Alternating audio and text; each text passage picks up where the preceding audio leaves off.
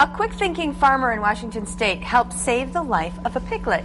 In a story we aired earlier this year on Good Day Wisconsin, Pig almost died when her mother nearly crushed her after getting sick due to complications associated with birth.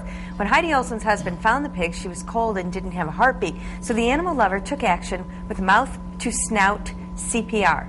After a few minutes, Pig started to breathe on her own. Amazing.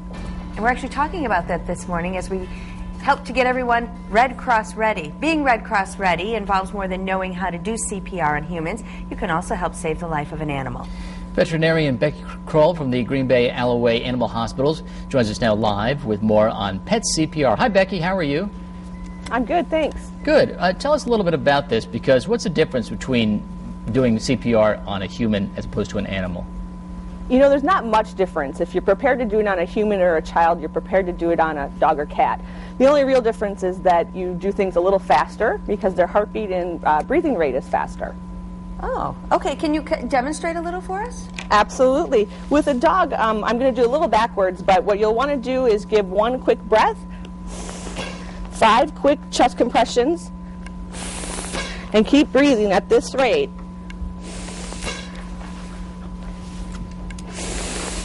And then you'll want to stop and check for breathing and check for a heart rate.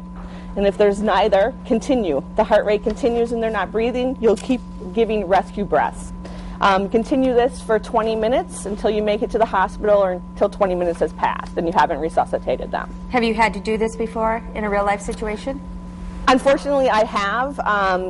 But my animals are usually very sick. But for an owner, I think it's important to know how to do this so that you can get to a hospital and seek help. It's also important, I think, to know what to do for a choking animal. And that's probably what an owner at home would have to know most, is how to do the Heimlich.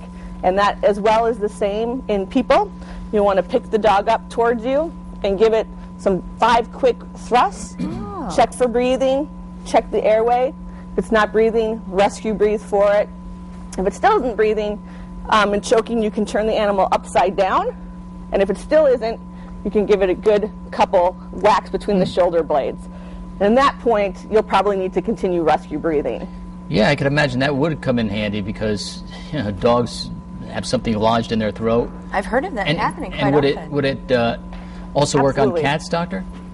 It would, the same way. Cats are a little smaller, so you know, a little more gentle, but the same techniques for cats and dogs. Now, should owners have like a mouth guard or something? You know, it's not important in your own dog. The mannequins are just set up this way. Okay. What you will do is called snout to mouth, so you'll want to put your entire mouth over their nose in a small cat, small dog, medium dog, over their mouth and nose, and give your breath that way. But it's not important, as in humans, to have a guard at all. Interesting. Well, that was great information. We haven't shared it, I don't think, on Good Day Wisconsin. Thank you so much for joining us. You're very welcome. Helping us be Red Cross ready. You're welcome.